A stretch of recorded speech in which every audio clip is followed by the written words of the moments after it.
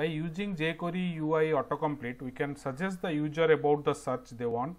So, you can see we are suggesting the user based on their based on the entered words. Now, let us say we write then the details of the records are also displayed. We will understand how to achieve this. Visit this URL at the description and scroll down to the end. Here the zip file is there, you can download it for your study, and the entire script with database details are also available. Visit this URL available in your description, scroll down and copy the jQuery UI basic structure. Inside your zip file, open the config.php file. Here you can change your database detail.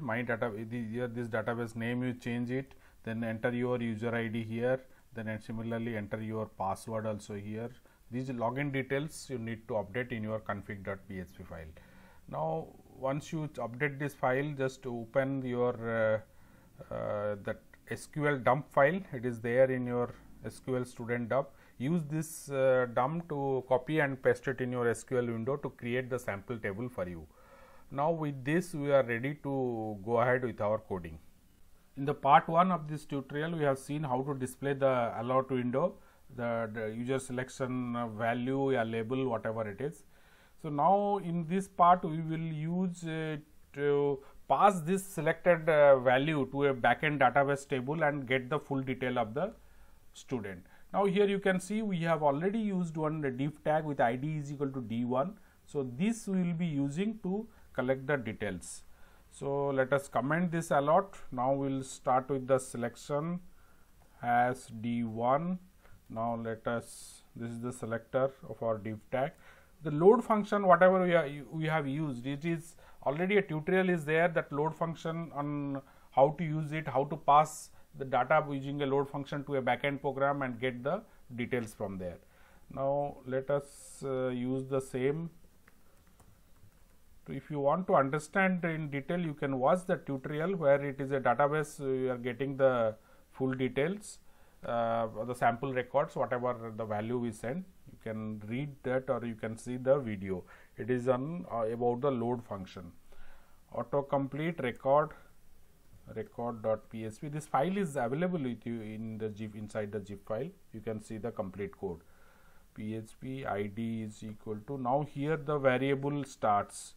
The variable is our user selection is ui.item.value. Now, you can see earlier the same one we have used here to display in alert window. We have commented it now. So, this now the same value we are sending it to our backend script autocomplete-record.php. This file is available in our in your zip file. So, let us go here. This is the backend autocomplete-record. Now, first we are connecting to the database config.php. In the next, we are collecting the value of the ID by using get, and this is the entirely on PHP. So, next line we are creating the query, and then you are using PDO, portable data object, to get the data from sample table, MySQL sample table, student table we have used, and displaying it back to the our calling page or using the load function, whatever the which page has called.